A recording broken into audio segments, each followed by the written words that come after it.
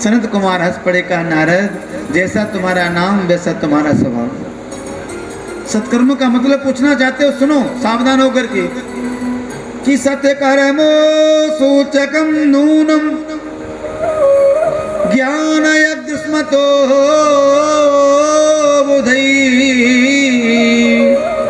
श्रीमद्भागवतालाप सतगीत सुखादवी।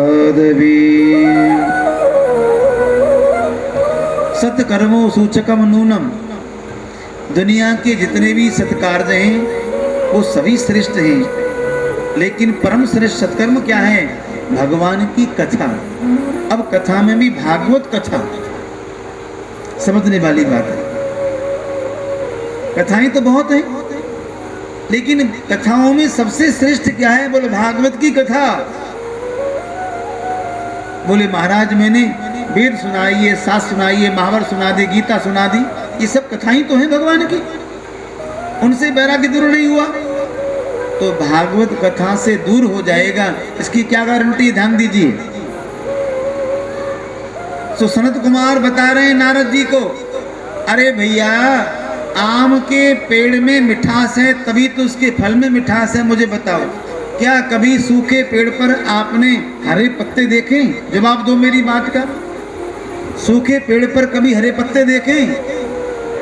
क्या कभी मीठे वृक्ष का फल आपने कड़वा देखा है?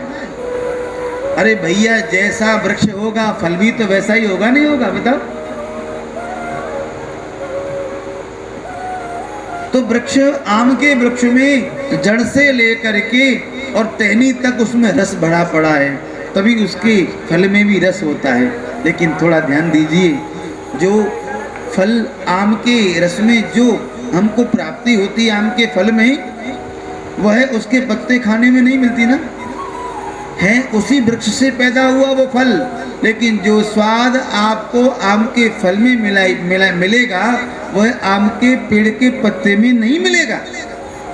इसलिए यद्यपि हैं वो सभी कथाएं, लेकिन भागवत कथा जैसी कोई कथा नहीं।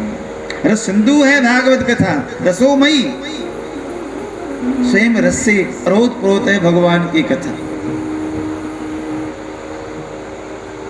तो ये कथा कहाँ कराई जाए?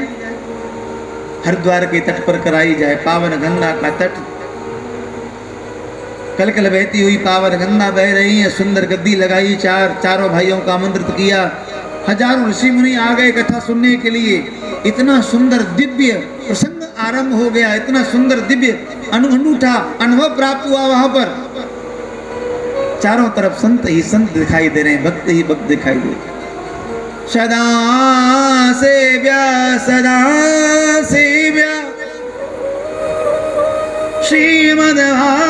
श्रीमद्भागवती